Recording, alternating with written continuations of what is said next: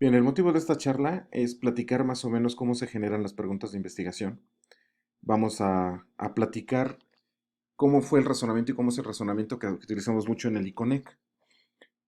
Más o menos lo que vamos a tratar de averiguar ahorita dentro del proceso de investigación es el tercer paso, que sería la formulación de hipótesis. Es decir, cómo formulamos una hipótesis, cómo detectamos las variables, definimos o vamos a tratar de definir conceptualmente lo que es una variable y definir operacionalmente también lo que es una variable.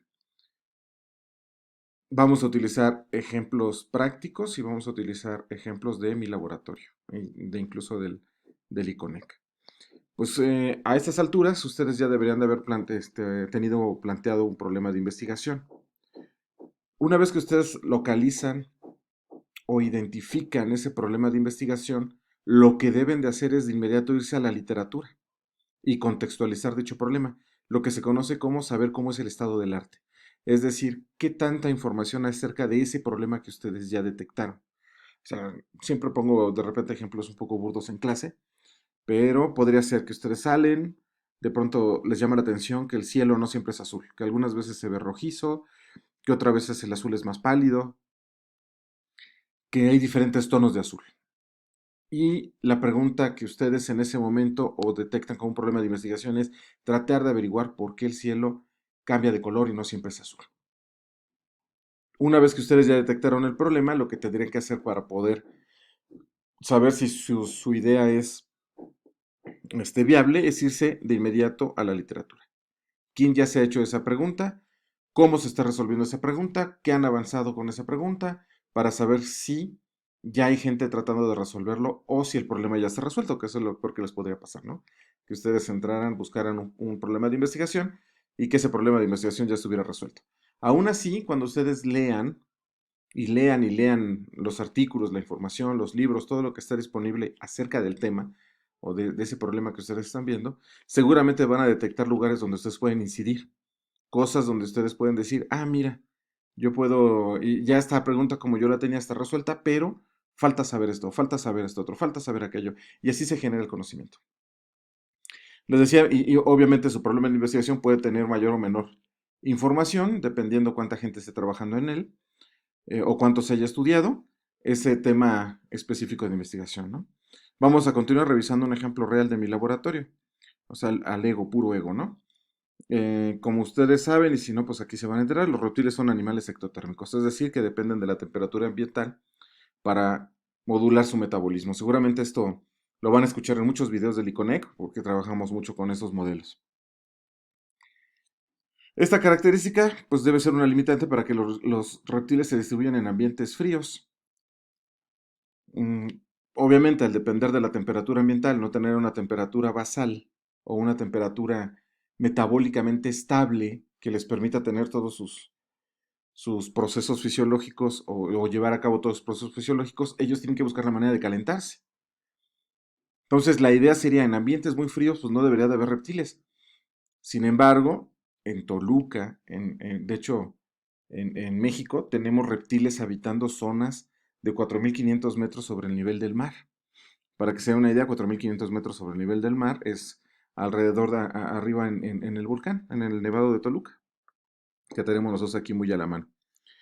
La idea sería cómo le hacen, cómo sobreviven, ¿no? Ese es como el problema de investigación, ¿me explico? En una ocasión fuimos, estuvimos caminando en el volcán, ya había compañeros míos de, cuando yo en ese tiempo era profesor de la Facultad de Ciencias, que me habían platicado precisamente que había reptiles en esa zona.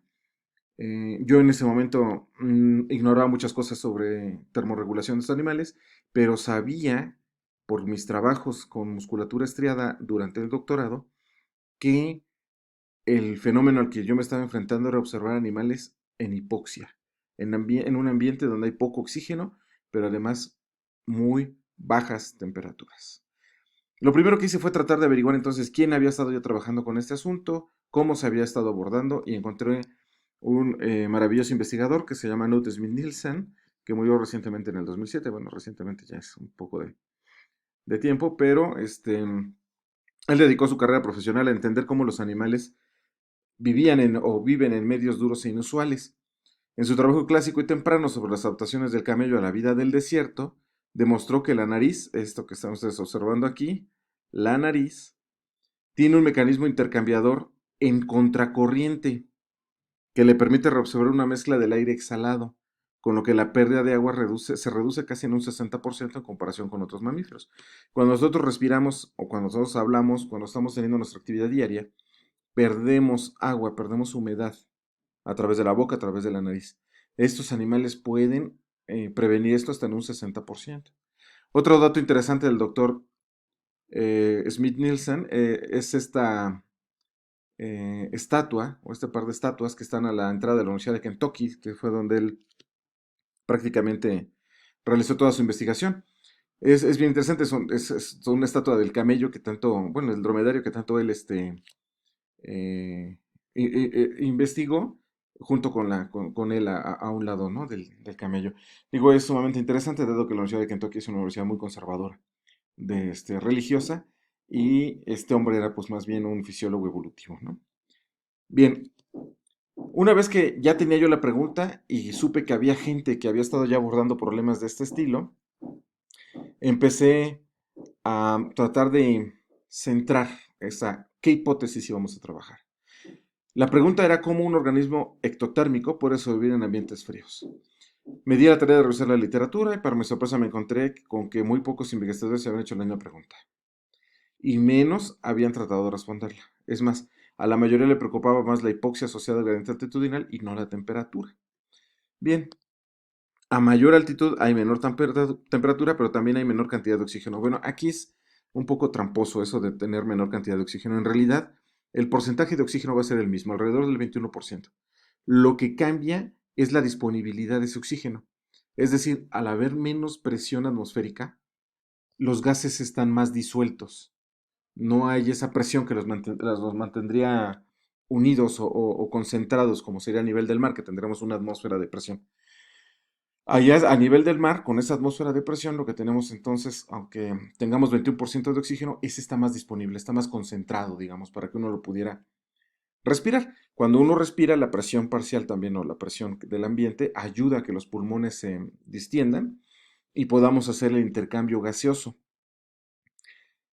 Es cierto, cada vez que uno va subiendo sobre el nivel del mar, pues la temperatura y la cantidad de oxígeno pues van cambiando o va variando. Lo que quiero mostrarles aquí, esto que está aquí es lo que se conoce como biosfera o la parte donde la vida se desarrolla. Son más o menos unos 2 kilómetros hacia abajo de profundidad, aunque se han encontrado organismos a mayor profundidad, digamos que como que el límite son esos 2 kilómetros. Y estaríamos hablando más o menos de poblaciones a los 6.000 metros sobre el nivel del mar. En esta franja que ustedes están viendo aquí entre las dos rayas negras, es exactamente lo que conocemos como biosfera. Claro que hay aves que se salen de este parámetro, ¿no? Hay aves como algunos buitres que pueden volar hasta los 11.000 metros sobre el nivel del mar, o sea, 11 kilómetros por encima del nivel del mar. Lo hacen para hacer migraciones, de hecho migran y atraviesan grandes montañas. Este, También se ha estudiado, ahí tienen otro tipo de mecanismos, a 11.000 metros también la cantidad de oxígeno disponible para la respiración es muy baja. Entonces, el oxígeno es el factor más importante para la sobrevivencia de las especies en altitudes elevadas.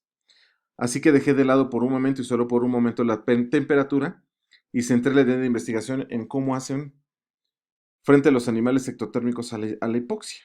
Ahí era el... hice un poco este cambio, ¿no? Déjenme arreglar que tenía una falta de ortografía. ¿Cómo hacen frente a los animales ectotérmicos a la hipoxia? Una vez definida la pregunta de investigación, me di a la tarea de revisar otra vez la literatura y entré en terrenos de la ecofisiología, por eso es que conocí al doctor Smith-Nielsen. La ecofisiología se encarga de estudiar la fisiología.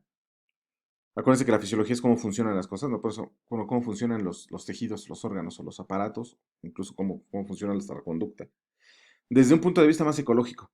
En otras palabras, cómo el ambiente puede modificar el funcionamiento.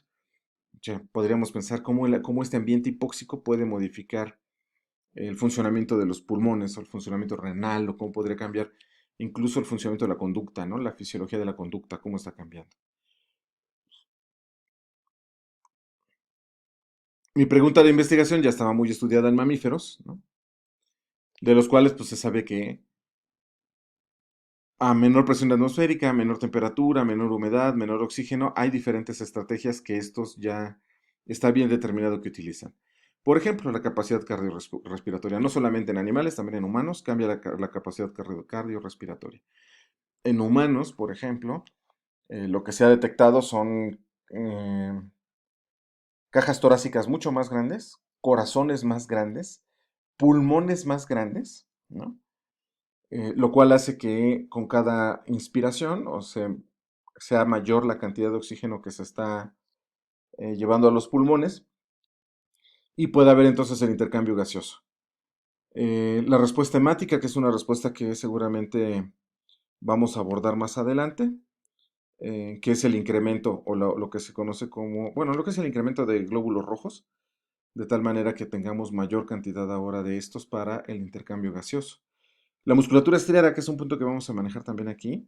La musculatura estriada, como ustedes saben, de sus clases de anatomía y de las clases de fisiología de músculo, pues el músculo estriado está compuesto de al menos tres tipos de fibras, ¿no? Las fibras que serían aerobias, que dentro de su metabolismo pues utilizan el oxígeno, son fibras o los músculos que tienen predominancia de este grupo de fibras se les conoce como músculos lentos, de contracción lenta, poco fatigables. ¿A qué se refiere esto? Una vez que se contraen, no alcanzan mucha fuerza en la contracción, pero la pueden mantener durante mucho tiempo. Y dependen o tienen oxígeno dentro de su metabolismo o dentro de los procesos metabólicos. Hay otro grupo de fibras que son las fibras claras, que son fibras rápidas, que se contraen mucho, perdón, no es que se contraigan mucho, son fibras rápidas, se contraen muy rápido, generan mucha fuerza en esa contracción, pero no la pueden mantener a lo largo del tiempo y se fatigan rápidamente. Ahí nosotros también teníamos ya algunas preguntas sobre si esta musculatura estriada podría estar siendo diferente en los animales a lo largo del gradiente altitudinal. ¿Qué pasaría con un animal de las faldas del volcán con respecto a un animal de la zona media del volcán con respecto a animales por encima de los 4000 metros? Esos son los tipos de preguntas y tipos como preguntas de investigación que tendríamos que de alguna manera abordar, ¿no? Ese era el punto. Bien. ¿Qué es lo que se sabía o se sabe en relación al gradiente altitudinal en modelos ectotérmicos? Pues la capacidad cardiorrespiratoria nadie la ha estudiado. De hecho, ahorita uno de los estudiantes del ICONEC, bueno, en realidad uno de los integrantes del ICONEC está a punto de entrar al doctorado para evaluar esa capacidad cardiorrespiratoria. En algún momento abordaremos ese trabajo dentro de estos videos que estamos fabricando para el ICONEC. De la respuesta temática no se sabía, por eso les pongo aquí. Había ya algunos trabajos, pero estaba como dudoso que era la respuesta hemática, o sea, si podían estos animales generar mayor cantidad de hematíes en respuesta a la hipoxia. Y tampoco sus características en la musculatura estriada. Ya había algunos trabajos que habían tratado de agarrar algunos músculos de las extremidades, pero no había como un trabajo sistemático. Esto es lo que les digo, nosotros creíamos que estos animales iban a tener una actividad anaeróbica elevada o un metabolismo anaerobio muscular elevado. Eso ya más o menos Buberot en el 85 ya había tenido la misma idea. Bien, hasta aquí vamos a parar este video. En el siguiente video vamos a abordar la continuación de esto que les estoy platicando. Bueno, no se olviden de suscribirse al canal si les gusta lo que están escuchando, denle like y pónganle clic a la campanita para que cada vez que subamos un video de estos del iConnect, pues se les pueda avisar. ¿Sale? Pues bueno, hasta el próximo video.